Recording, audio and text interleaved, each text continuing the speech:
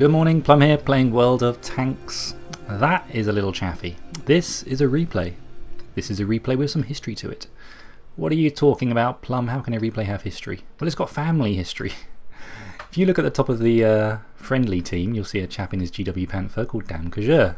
That name sounds familiar, Plum? It should. About 4 or 5 days ago, I put out a replay video of GW in his AT2. Then, a couple of days later, I got an email from this guy, ScreamDK, also from the G.U.N clan, and he couldn't believe that his father-in-law, GW, managed to get a YouTuber to put a replay video up of one of his games. So he sent me a nice email saying hello and how he couldn't believe it, and he attached one of his own games, this game, in the Chaffee. So I think there's a nice symmetry, circle of life, that sort of stuff, that I'm going to do the same for him as well. So they've got something to talk about over dinner tonight. They've both had their matches put up on Plum's channel. So what's the situation? Well, Scream's in his Chaffee, light tank, fast, manoeuvrable, punchy gun, and father-in-law GW is in his GW Panther, so I assume that ScreamDK is looking for targets to light up. And here we find some. Look at his position on the map. He has gone right to the middle of the map. That probably means every tank on the enemy team can actually physically see him on their maps, if they can get to a spot and aim at him. But he's moving around this centred part of the map so quickly.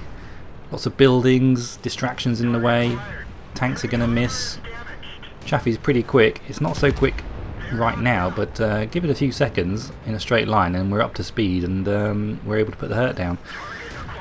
Punchy gun, like the Leopard. The Leopard absolutely tears through the paper armour of the Chaffee. Leaves him only on 86 hit points, so he's most certainly one-shottable at the moment, but he's still driving like a boss. Sticking with the T-37, who's also done a cracking job. Now the pair of them in this position, look at the enemy team. They're half dead. We've lost one tank and they've lost half their team. Is it down to these two guys in the centre of the map? Yeah, you betcha. Wouldn't be surprised me if one of these two guys comes top with spotting damage and so forth. Now we're taking down the Leopard, using the auto lock, very wise. I've listened to the comments in my videos that I should use it more in my light tanks, and I do now. Use it a lot more, and I think, yeah, I get better scores for it. You're able to concentrate on driving more. So now we're getting dangerously close to the enemy again. In a fairly exposed position. Can someone... Yep. The Leopard finally gets a shot into him. That Leopard's lucky to be alive, frankly. And yeah, what a good first part of the game that was for Scream. He absolutely... you could say he's gone crazy in the middle of the map, but when you drive a light tank and you attack at the very first stages of the game, you've got to expect to die. You can't expect to go through it all and come out the other side smelling of roses and then go on to kill artillery at the end of the game. Doesn't happen very often. More often than not, that is how you end up. And it is sad but true.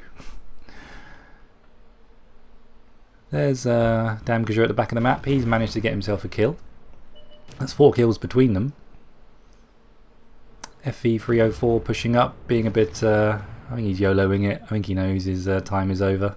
They've only got their artillery left now, frankly. So a good result for our team, and a good result for Scream. Showing his compliments in chat to the T-37. They both went to the middle of town, giving the enemy 2 tanks to shoot at. Just doubles your chances of, you know, surviving the match, which is always a good thing. On the Jackson, skipping around. There's our arties. All they've got left is the Lorraine 155, and I think the other piece of artillery is up in that corner as well somewhere. Wow, rammed to death. T-34, I think he's going to find the last piece of artillery. Stuck in the corner. Takes a bit of friendly fire. And GW in the GW managed to get himself 2 kills in that game too. So let's skip over to the post-game statistics. So that was good enough for his 2nd class mastery badge. A couple of pins, and I'm surprised there's not more on that battle efficiency table there, to be honest. Let's see how we did on the team. And that was good enough. to come top. 699 base experience and get 3 kills, which was top, and on damage come top, so he's top. Detailed report, 14 shots fired, 11 hits, 10 penetrations. It's a good punchy gun at that level. You're normally going to penetrate what you're shooting at, and I'm surprised he didn't get more spotting damage actually from the position he was in. Maybe that's where the T-37 was doing it. How did the T-37 fare on XP? He's only halfway down. Still, a good performance by this team when you compare it to the numbers stacking up on the enemy team. Everyone on their equivalent is generally much higher, so it's just a win. A win-win. XVM was correct. Good stuff. So, does your mum play? Does your sister play? Get them to send me in a replay. I'd like to show some women playing World of Tanks. That'd be awesome. Anyway, keep your heads down, drink plenty of water, and I'll play tanks again soon. Take care. Bye bye.